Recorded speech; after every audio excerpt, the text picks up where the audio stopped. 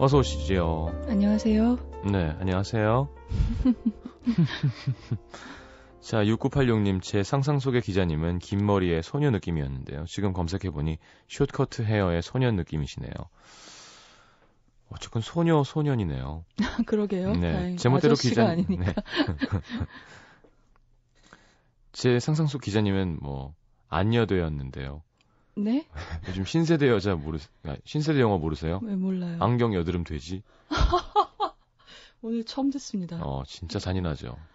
왜 그런 말을 만들었죠? 모르겠어요. 요즘 젊은 친구들이 무슨 생각하는지. 하여튼 기자님 목소리 들으면 약간 그죠?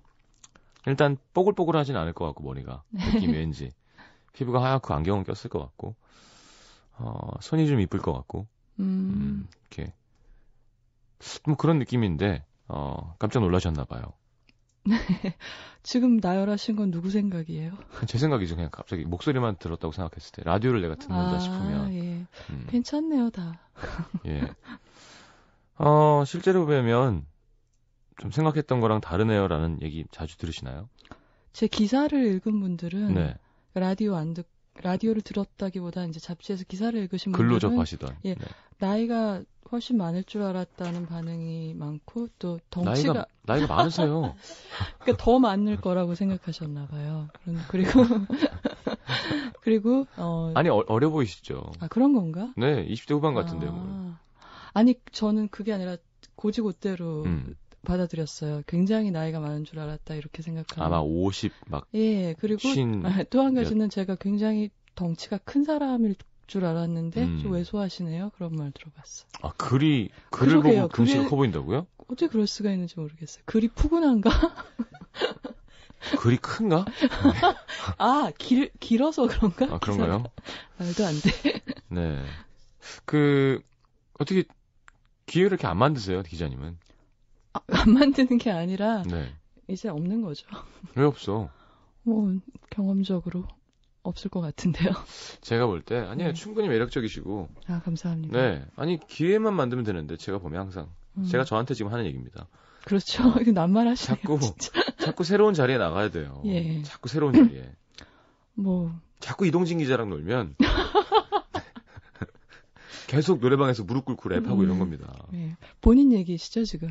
네, 저도 이제 좀 이렇게 공연 끝내고 좀 이렇게 다양한 시도를 하려고요 이제. 예, 세상 속으로 좀. 예. 네. 아니 그러니까 새로운 만남을 좀 겁냈던 것 같아 항상. 본인이. 네, 불편하기도 하고 네. 내가 어디 연예인이야 약간 이런 것도 있었는데 좀 당당하게 좀 패션에도 신경을 쓰고 좋은 작업실도 좀 구하고 좀 화려하고 좀 나만의 시간도 좀 많이 갖고 또 같이 하는 시간도 좀 늘리고 좀 술을 줄이고. 근데 그런 다짐을 제가 왠지 처음 듣는 건 아닌 것 같다는 이상한 그런 기청감이라고 해야 되나? 그렇게 40살부터 살아볼까 합니다. 아직도 멀었네 그럼. 하긴 내가 누굴 뭐라 그래. 아니 할머니라 그래서 좀 약간 속상했어요. 윤정희 씨. 아, 예. 근데 이게 사실은 소개를. 할머니라고 소개하시는 건 좀 적절치 않은 그죠? 것 같고요. 예. 네. 60대 여성 이렇게 얘기하는 게 좋을 것 같아요. 예. 알겠습니다. 그러네요. 그럼 우리 엄마도 할머니네. 할머니지. 근데 지금 많이들 예전에 그러니까 예전에 30이 지금의 24, 그 정도고 지금 40은 예전 30이고 많이 변한 것 같아요. 그렇죠. 예전에 막 30에 하면 노산이라 그러고. 그것 많이 요즘에는 40에가 예. 노산이잖아요. 무엇보다 평균 수명이 늘어났고 그리고 인생에서 이렇게 밟아가는 단계나 본격적으로 자기를 시작하는 나이나 이런 것들이 덩달아서 많이 뒤로 늦춰진 느낌이에요. 지금 본인이 계속 32라고 주장하고 싶으신 것 같은데. 아니 전 그런 생각 전혀 안 했는데요. 30대 초반이시군요. 우리 다 마찬가지 나만 그런 게 아니라 다 그렇다고요. 네, 알겠습니다. 우리 박 작가 21네요. 네, 축하합니다. 오빠는 24. 좋다. 좋아. 오늘 무슨 일 있으신가 봐요. 계속. 이렇게 많이 피곤하면요. 사람이 거꾸로 둥둥 떠 있을 때가 있어요. 오늘 기자님이 잘 잡아주시기 그건 바랍니다. 어떤 건지는 알아요. 네. 알겠습니다. 자, 오늘 영화는 그저 이창동 감독님의 시라는 영화고요. 시. 그 중에서 양미자라는 여성 캐릭터를 이야기하려고 해요. 그래서 감독님의 이 영화 전작인 밀양, 전도연 씨 주연의 밀양은 그 유괴 사건의 피해자를 다룬 이야기잖아요. 근데 네. 시는 반대로 가해자 쪽의 고통을 다룬 얘기라고 말할 수도 있어요. 근데 이제 사실 이게 이창동 감독님 영화에서 뭐 새로운 일은 아닌 것이 밀양 경우에는 좀 예외적이었지만 그 이창동 감독님의 예전 영화들인 뭐 초록물고기 우리 코너에 소개했던 네네. 박하사탕, 뭐 오아시스 이런 영화들을 보면은 이제 보는 사람 입장이 그 동시대 한국 사회 구성원으로서 어떤 내가 한 일은 아니지만 네. 내가 거들었다는 그런 공범의식을 느끼게 그렇죠. 하는 죄책감을, 그런 영화들, 예. 죄책감을 느끼게 하는 영화들이 많았어요. 근데 내가 한 일은 아닌데 그럼에도 불구하고 내가 책임져야 될 부분이 있고 뭔가 선택을 해야 되는 상황이 있다는 걸 일깨워주는 영화들이었던 거죠. 그렇죠. 우리의 일그러진 어떤 그런 과거들. 예, 그런 것들과 현대사랑 연루된 그렇죠. 부분도 있었고 뭐 그런 점에서는 전작들과 연결고리를 찾아볼 수 있고요. 그리고 시 경우에는 우리나라보다 프랑스에서 흥행이 더 잘 된 좀 특이한 케이스예요. 프랑스의 영화 시장은 얼마나 하나요? 글쎄, 뭐 그것까지는 그러니까 예를 들면 거기서 흥행을 했다 함은 흥행을 했다 하면 뭐 파리에 많이 그런 예술 영화관들이 몰려 있기도 하지만 한국에서 그러니까 시의 경우는 한국에서 한 거보다 숫자적으로도 비교를 했을 때 더 파리에서 잘 더 됐다 많이? 이런 얘기도 있었거든요. 그리고 해외 리뷰들도 굉장히 좋았어요. 그러니까 밀양이나 이런 경우도 더 좋았어요. 그러니까 시는 밀양보다도 같은 프랑스에서 비교를 해도 좌석 점유율도 높았고요. 네. 그리고 평도 전 세계적으로 골고루 좋아서 사실은 이게 작년인가 재작년에 아카데미 외국어 영화상 부문에 한국 대표하는 영화로 시를 보냈으면 굉장히 수상 확률이 높았을 것이다라는 그런 여론도 좀 있었어요. 궁금한 게 네. 아카데미를 타면 네. 어떤 부경을 누리게 되나요? 흥행에 확실히 외국어 영화상 부문은 확실히 프리미엄이 있죠. 흥행 경우에 프리미엄이 있고. 아, 이걸 상탄 작품이다 하면. 그러니까 상업적 프리미엄이 아카데미 영화상 경우에는 확실히 있어요. 뭐 그게 아니고서는 이제 개봉 관수가 훨씬 적을 수도 있는 것이고요. 그리고 배우들 경우는 그게 평생 따라다니잖아요. 어떤 영화에 출연해도 예고편에 아카데미 위너 케빈 스페이시, 아카데미 그렇죠, 위너 뭐 아네트 그렇죠. 베닝 이렇게 따라다니는 게 있는 거고요. 너미네이트 된 것도 되게 영광이죠. 그렇죠. 노민이라는 것도 사실 예. 포스터에 들어가기도 그렇죠. 하죠. 그래서 보통은 영화제에서 상 탔다는 게 흥행에 좀 악재로 작용하는 경우가 많은데 아카데미 경우에는 조금 이례적인 경우가 할 수 있어요. 그거 사실은 언젠가 누가 금전적으로 환산한 통계도 있었는데요. 이제 뭐 이게 지금은 또 다르겠죠? 시장이 많이 변했어. 그 재단에서 뭘 주고 이런 건 아닌가 봐요. 아, 돈을 상금이요? 네. 아, 그건 아니죠. 알겠습니다. 저는 왜 이런 것만 궁금할까요? 자, 네. 노래를 한 편 듣고 줄거리를 들을까요, 그러면? 네, 그럴까요? 네. 예. Words. 예, 오늘 시에 관한 얘기라서. Don't come easy. 예, 그러니까 단어들이 쉽게 나에게 다가오지 않는다는 얘기잖아요. 근데 사실 가사를 다 들어보면 이것도 사랑 얘기긴 한데 예. 딱 그 첫 소절 때문에 시랑 연관을 지어봤어요. 그러네요. 예. 좀 별거 없는 노래긴 해요. 가사는. 예. 근데 뭔가 그때 향수가 네. 이 사운드랑 Words 하는 네. 순간 그냥 확 이렇게 맞아. 예, 이 노래 월즈랑 FR 데이빗의 뮤직이라는 노래랑 그렇죠. 두 곡이 그렇죠. 예. 네.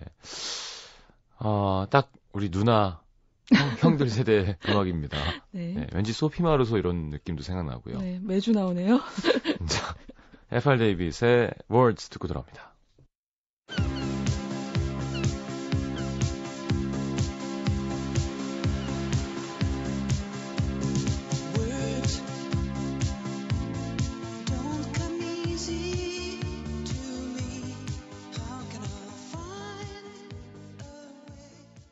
네, 복고의 느낌이 예. 물씬. 고죠 그냥 이건 복고가 아니라. 우리가 이걸 지금 해야 복고지. 그렇죠. 하여튼 유희열 씨의 그 뜨거운 안녕 네, 기억나셨을 겁니다. 짠짠짠 짠짠 짠짠. 네. 자, 제가 많이 피곤한 것 같죠? 네. 자, 영화 시 줄거리를 들어보도록 하겠습니다. 예, 시는 그 물의 이미지로 시작을 해요. 강물의 이미지.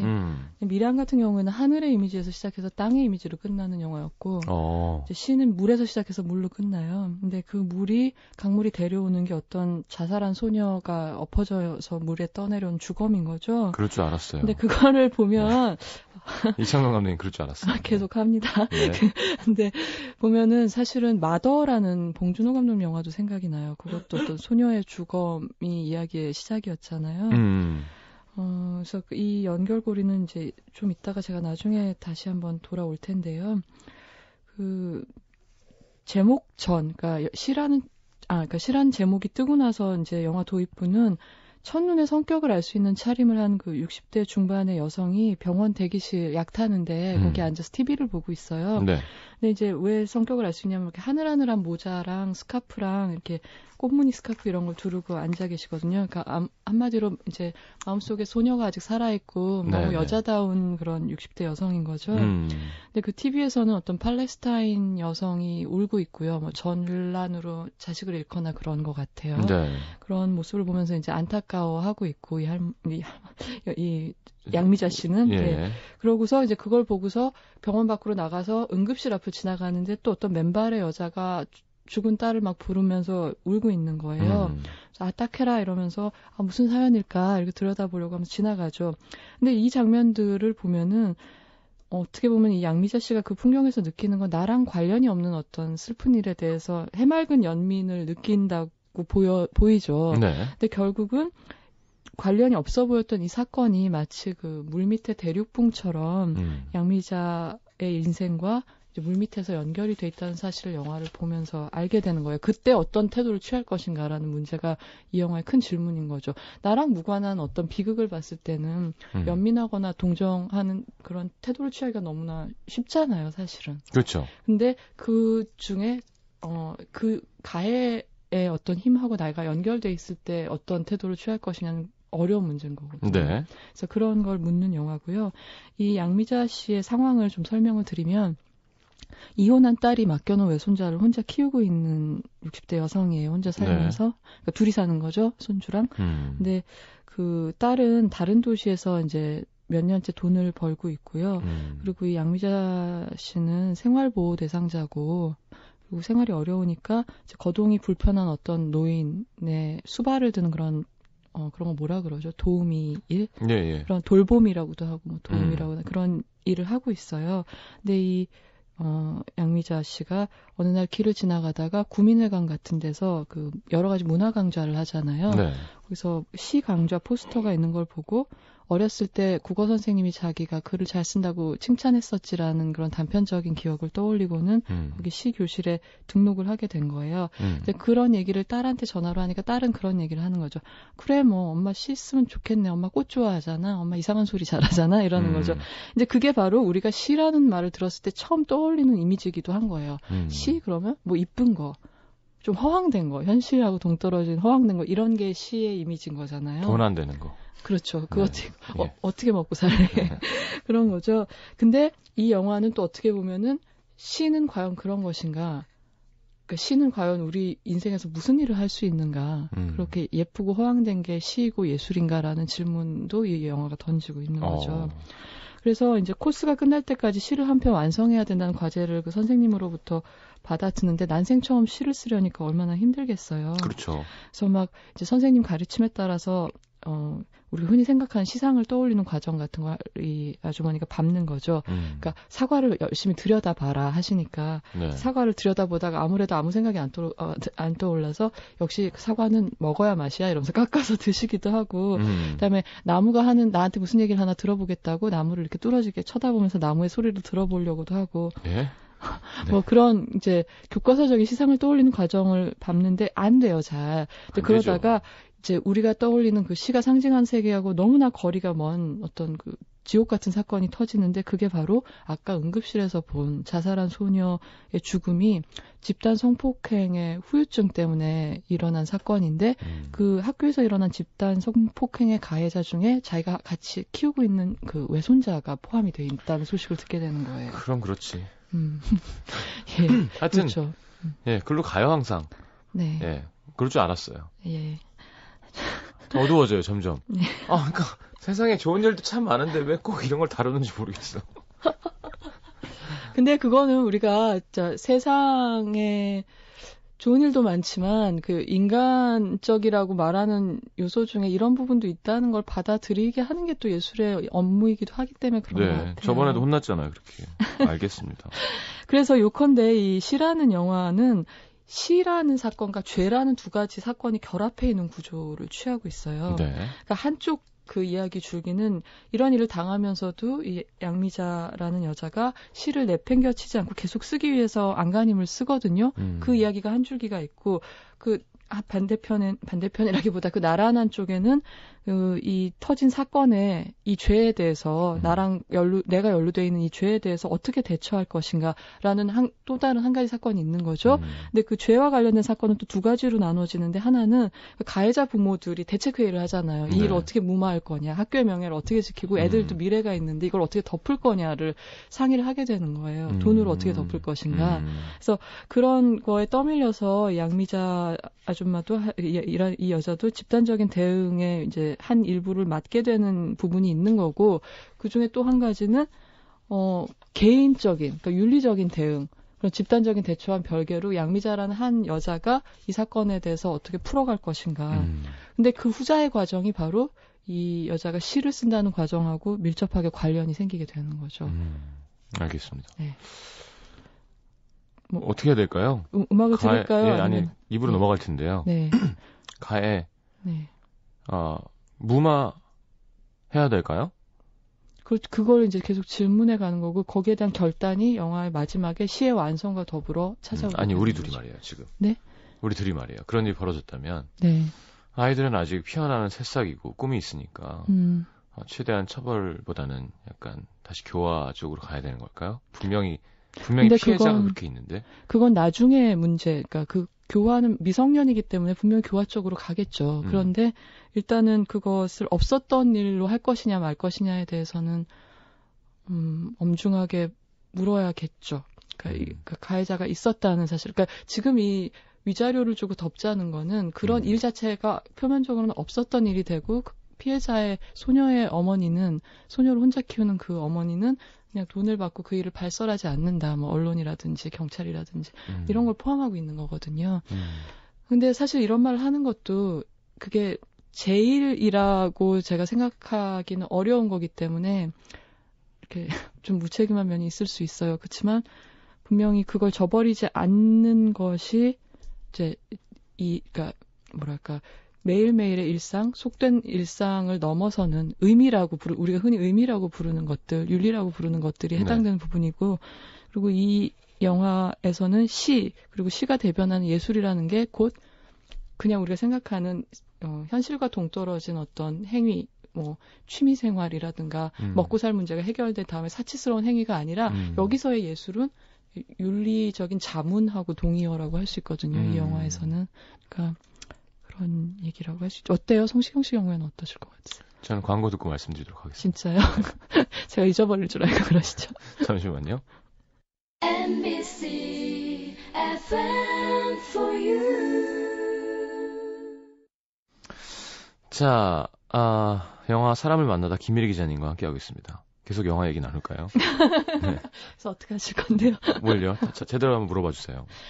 예, 뭐 이런 경우가 자기의 혈연을 가진 사람이 아직 젊은데 그런 죄를 지었다. 그랬을 때 이것을 덮을 것인가? 글쎄 뭐 방법은 제가 정하는 게 아니지만 일단 저는 그렇게 판단력이 흐리다고 생각하지 않거든요. 네. 제가 지내본 학창 시절을 생각해 봤을 때 물론 아직 경험이 많지 않고 군중 심리에 의해서 누가 하면 이런 건 있을 수 있죠. 근데 그 순간에도 판단이란 건 본인이 한다고 생각해요. 네. 초등학생은 판단을 잘 못하겠죠. 네. 그러니까 뭐 그 선이 언제까지는 모르겠지만 영화 속에서는 중학생인 것 같아요. 그러니까 잘못된 행동을 한 거에 대한 정말 적절한 처벌을 받지 않으면 앞으로도 인생이 꼬이는 거라고 생각하거든요. 저는. 네. 그래서 무조건 그러니까 너무 그냥 어리기 때문에 혹은 그래서 약간 감형을 받는다거나 좀 사정을 봐준다거나 이런 건 별로 옳지 않은 것 같아요.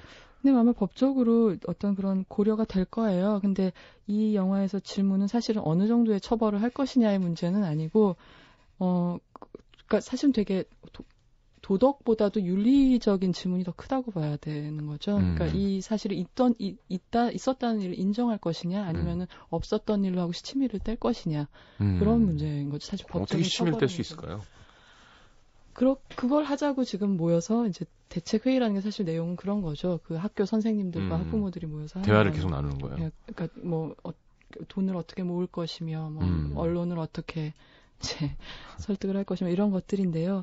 이제 이게 제가 이 과정이 양미자 씨한테 시가 갖는 의미하고 불가분의 관계라고 말씀드렸잖아요. 네. 그래서 그걸 좀 설명을 드리면은 얘기를 조금 이해하시기 쉬울 것 같아요. 광고를 들으면서도 영화가 어렵다고 하셨는데. 예, 좀 어려워요. 그렇지만 굉장히 좋은 영화예요. 저는 사실 이 영화를 처음 봤을 때 이 영화 얼마나 좋은 영화인지 미처 다 이해를 못했던 게 있어요. 저는 이 영화 얼마나 좋은 영화인지 미쳐버리는 줄 알았어요. 이러시는 줄 알았어요. 아, 예. 가지고 기자님 왜 저러시지? 근데 역시 미처 예, 다 알지 못했어요. 그래서 예, 역시. 근데 나중에 2번, 3번 보면서 내가 대단한 영화를 봤었구나라는 생각을 하게 됐었어요. 다시 볼수록 예. 이렇게 곱씹게 되는. 예, 그리고 사실 이 영화 제가 처음 본 게 어떻게 공교롭게 국제영화제에 가서 봤거든요. 한국에서 못 보고. 그럴 때는 이상하게 영화에 이렇게 몰두를 못하고. 산만하구나. 왜냐하면 이상하게 외국인 관객들의 반응에 내가 마치 내부자인 것처럼 신경을 쓰면서 보게 되는 면도 있고요. 그렇죠, 아무래도. 그리고 괜히 본능적으로 자막을 점검하는 거죠.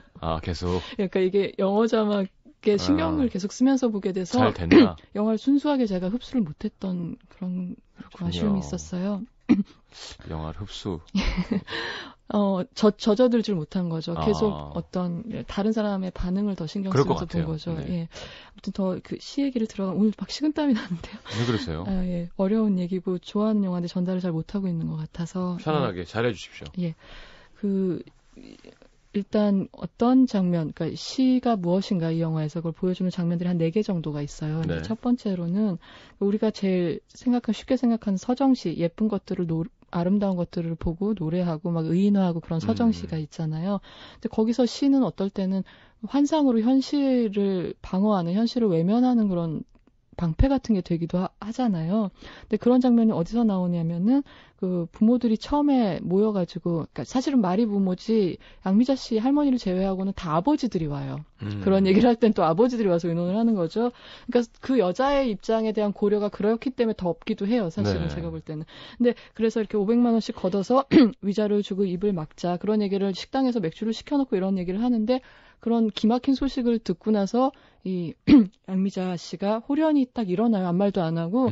그래서 음식점 바깥에 화단으로 딱 와서 그 안에서 유리창으로 그 사람들이 보이죠. 할머니가 그러고 있는데. 근데 그 화단에서 갑자기 시상을 메모를 하는 거예요. 그러니까 약간 도피 기제인 거예요. 이거 시를 쓴다는 게. 그래서 보면 뭘 쓰냐면 피같이 붉은 꽃 이런 거를 수첩에다 쓰고 있어요. 이제 그런 표현도 사실은 방금 들은 소식하고 관련이 없지 않겠죠. 그렇죠. 그러면서 이제 그 부모 중에 한 명이 와서 아유 뭐 하세요 할머니 막 그러니까 맨드라미 꽃말이 뭔지 아세요? 방패같이 생겼잖아요. 뭐 이런 말들을 하는 거예요. 이제 그 장면을 보면은 시로 이 양미자가 자기를 지금 현실에서 방어하려고 하는구나. 네. 그런 장면이 하나가 있어요. 그 다음에는 어떤 게 있냐면 이 양미자 씨가 학교를 찾아가요. 그 소녀와 자기 손자가 다니고 있는 학교를 찾아가서 이런 걸 적어요. 새들이 노래한다. 뭘 노래하나. 이것도 이제 전형적인 서정적인 구절을 쓰는 거죠.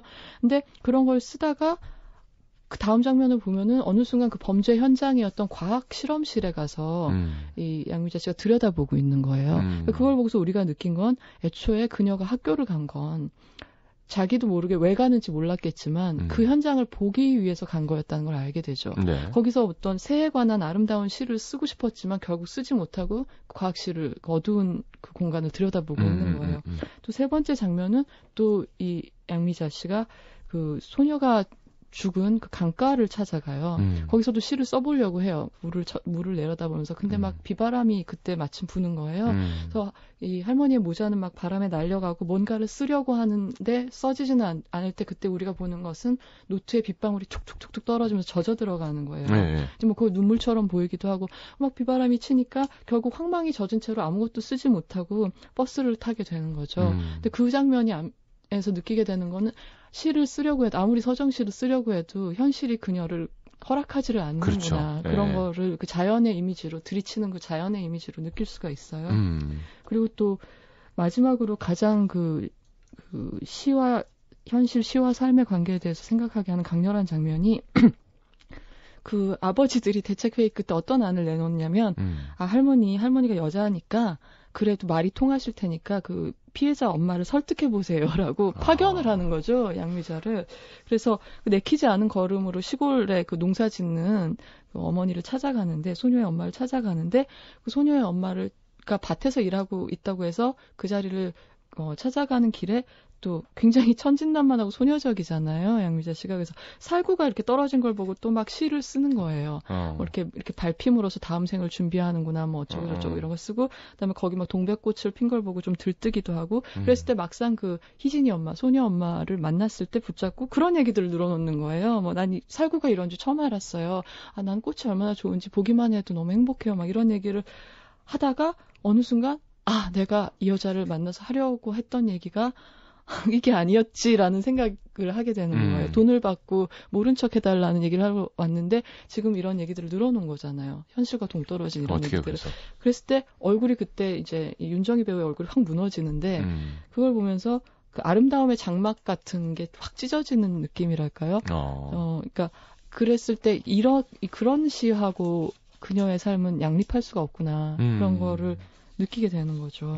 그래서 이런 4개 정도의 장면이 아까 말씀드린 이 영화를 이루고 있는 시와 죄라는 2개의 줄기가 이렇게 어긋나면서 계속 충돌하는 걸 보여줘요. 그래서 결국은 이제 마지막 단계 결단을 내려야 하는, 그리고 시를 완성해야 되는 순간이 마지막에 다가오는 거죠. 네.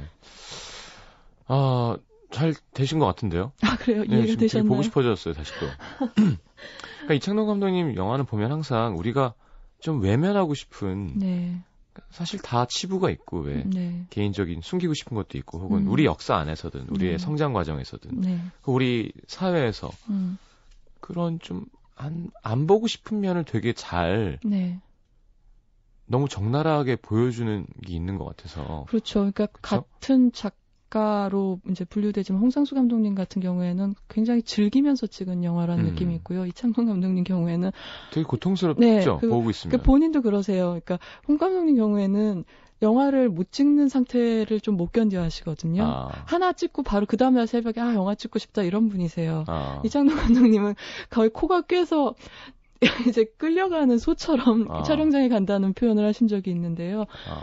그러니까 그럼에도 불구하고 찍어야 하는 무엇인 거죠. 이창동 감독님한테 영화는. 그게 영화에도 고스란히 드러나 있다고 봐요. 예. 알겠습니다. 자, 노래로 좀 약을 발라주시죠. 예. 팻 베네터의. 예. 이 영화는요. 이 영화랜다. 네, 괜찮습니다. 저 많이 해요. 이 음악은요. 네.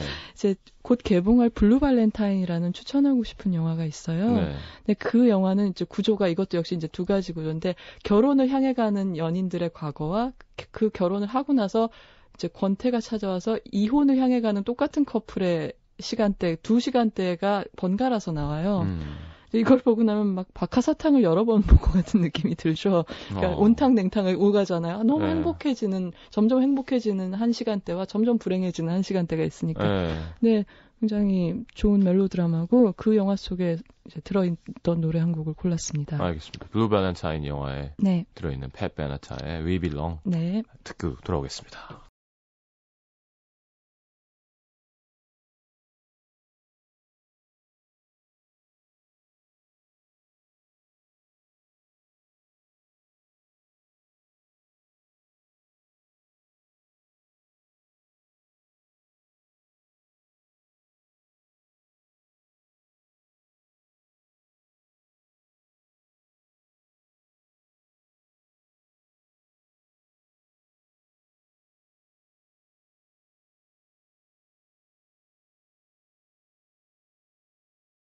자, 팻 베네터의 We Belong이라는 곡이었습니다. 그러면 또 이 양미자의 캐릭터 얘기하실 건가요? 아니면 장면 얘기해 주실 건가요? 예, 캐릭터 얘기를 할 텐데요. 네. 일단은 아까 어떻게 그녀가 결단을 했을까가 좀 궁금하잖아요. 음.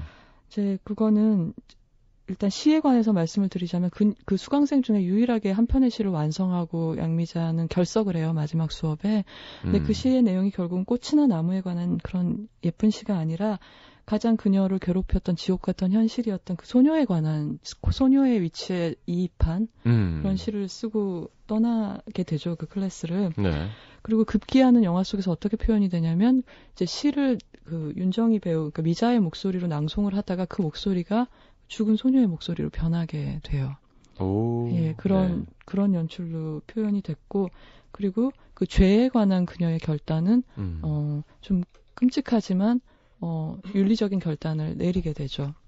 그러니까 그 어떤 자기의 피부치임에도 불구하고 그 덮지 않겠다는 입장의 결단을 내리게 되죠. 뭐 영화를 보시면 그 부분도 굉장히 훌륭하게 연출이 돼 있어서 직접 보시는 게 좋을 것 같아요. 네. 그래서 이런 결단들을 내리고 이런 시를 쓴 양미자는 어떤 사람인지 말씀을 드릴게요. 네.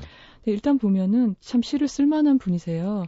그러니까 아까 왜 딸이 그랬잖아요. 꼴찌하잖아. 엄마 꼴찌하잖아. 이상한 소리하고. 그게 딱 이제 보여주는데 집안도 보면은 아주 좁은 아파트, 우식 아파트인데 아기자기한 물건으로 꽉 차 있고 벽도 액자로 꽉 차 있어요. 그러니까 뭘 잘 못 버리고 심성이 굉장히 감수성 예민한 그런 여자였을 것 같은. 그리고 지금도 그런 여자. 저 같은 사람이군요. 아, 네, 맞아요. 네, 성시경 씨 같아요. 감사합니다.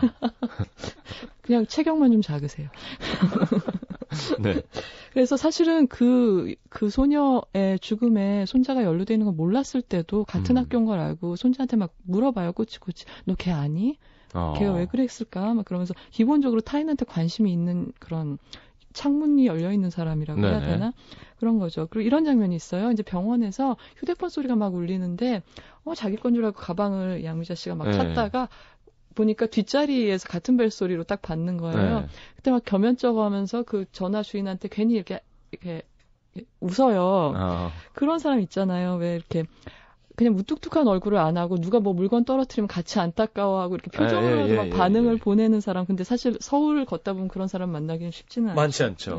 잘못 걸리면 그 사람만 되게 민망해지죠. 그렇죠. 근데 이분은 계속 그렇게 약간 좀 주책이야 이런 소리를 들을 만큼 계속 주변에 어떤 다른 사람의 행동이나 이런 거에 반응을 하고 막 안타까운 일 생기면 안타까워하고 예쁜 거 보면 웃고 막 그런 아주머니신 거예요. 네. 사실 이제 시인이 될 자질이 있는 그런 분이라고 할 수 있고요. 그리고 거꾸로 이번에는 이 캐릭터를 저는 이렇게 설명을 해보고 싶더라고요. 이제 이런 사람이라서 이런 일이라는 게 아니라 왜 감독님이 꼭 이 60대 여성을 주인공으로 했을까? 그리고 왜 하필 시였을까? 피아노를 배우는 거나 뭐 노래를 배우는 거나 그림을 그리는 게 아니라 그런 걸로 이 캐릭터의 형성을, 그러니까 구성된 요소들을 얘기를 해보고 싶더라고요. 그래서 일단 왜 시일까를 생각을 해봤는데 그거는 사실 여기서 시는 꼭 시가 아니라 예술을 대변하는 거죠. 하나에. 네. 결국 하고 있는 질문은 인생에서 도대체 예술이 할 수 있는 일이 뭐야? 그게 의미가 있어라는 질문을 시를 통해서 하고 있는 거거든요. 네. 근데 그걸 시를 선택한 이유는 다른 예술이 아니라 제일 일상 속에 가볍게 내려앉을 수 있는 예술이기 때문에 그런 것 같아요. 그러니까 사실 소설만 해도, 그러니까 일단은 무슨 도구나 큰 돈이 필요 없죠. 문학은. 그렇죠? 네. 근데 그 문학 중에서도 소설은 뭔가 책상에 딱 앉아가지고 거기에 시간을 이렇게 집중적으로 투자를 해야 되는 거잖아요. 그러면 물감이랑 붓도 있고 막. 그렇죠. 뭔가 이렇게 악기도 있어요. 장비도 많고 돈도 들고 배워야 되고 근데 그렇다고 이제 제가 시가 쉬운 예술이란 덜 대단한 예술이라는 게 아니라 더 가까울 수 있을 거예요. 그렇죠. 아주 이런 가난한 노인도 생활인들도 걸레질하다가 뭔가가 떠올랐을 때 쪽지에다 끄적끄적 쓸 수 있는 것을 그런 행동으로 시작할 수 있는 거라는 거예요.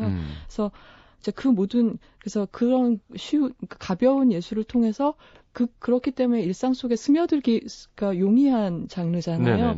그렇기 때문에 시가 삶에서 예술이 뭔가를 질문하기에 가장 좋은 장치였을 거라는 생각이 들고요. 그래서 양미자 씨가 선택한 게 시였을 것 같고 그리고 그런 게 있는 거죠. 왜 60대 여성인가라는 생각을 했을 때 그거는 사실 30대 여성이 시를 쓴다 그러면 뭐 그럴 수도 있지라는 생각이 들지만 일단 60대 여성이 시를 쓴다 그러면은 묻게 되잖아요. 옆에서 뭐 하러? 이렇게 묻게 되잖아요. 시를 쓰는 걸 새로 시작한다고 하면 그죠? 그죠. 그게 왜냐면 30대 뭐 40대만이라도 시를 쓴다 그러면 혹시 등단을 하려나 이런 생각을 할 수 있지만 그때는 이미 그런 60대 여성, 뭐 여성이라는 게 중요한 건 아니지만 그럴 때는 60대에 시를 쓴다고 했을 땐 그걸로 뭘 해보겠다, 직업을 하겠다, 그러나 다른 실용적인 게 아무것도 없고 그냥 삶에 어떤 의미가 있어서 하는 거죠. 그거는. 그거 자체를 위한 그렇죠. 다른 목적이 있어서가 그렇죠. 아니라. 그러니까 내 인생의 어떤 거랑 일상하고 관계가 될 수밖에 없는 거라는 거예요.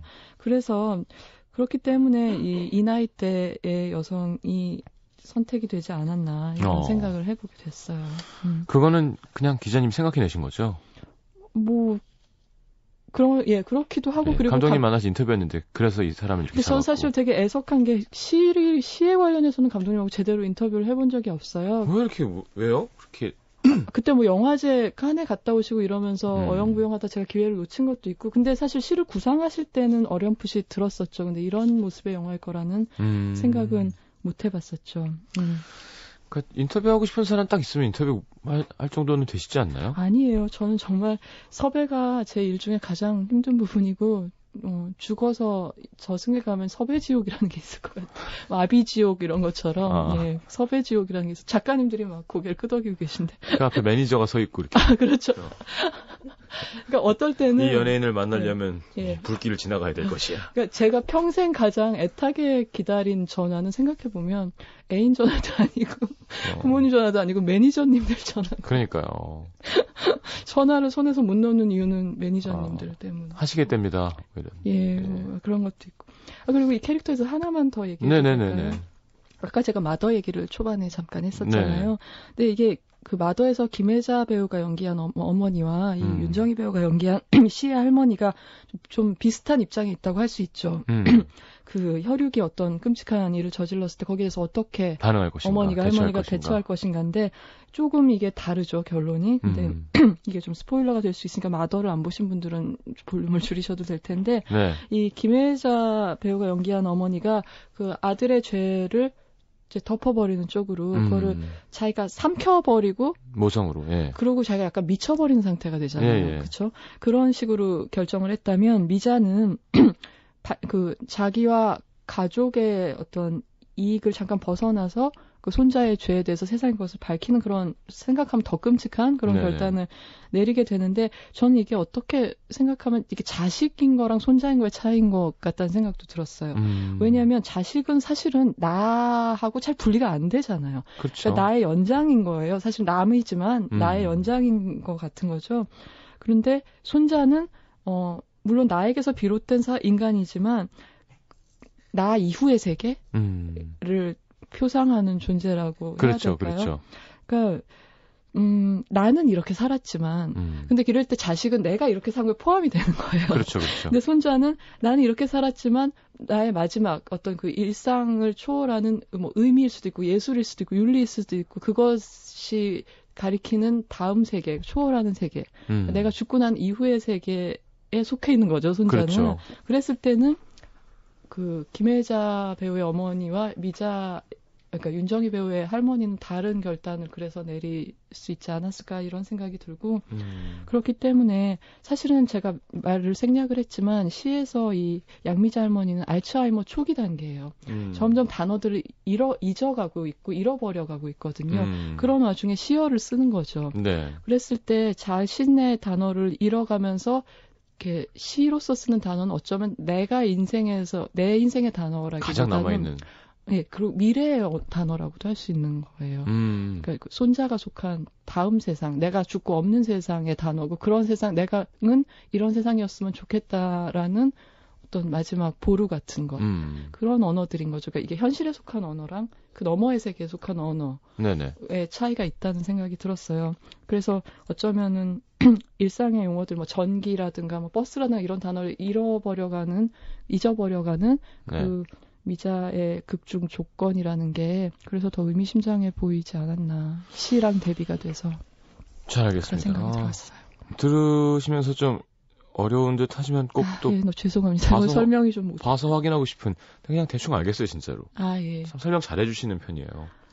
예, 많이 오늘 좀 마음이 급하신가 봐요. 자꾸 가래도 끼시고 가래 요정 느낌으로 약간. 이게 이상하게 다시 에어컨의 계절이 오니까 비염이 또.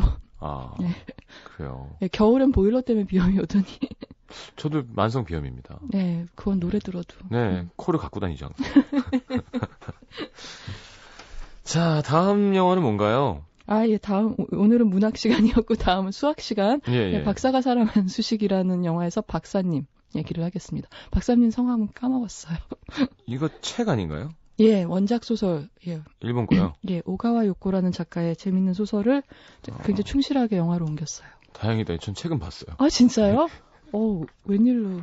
그러니까요. 예. 케이블 TV에서 책을 봤어요. 영화 못 봤습니다.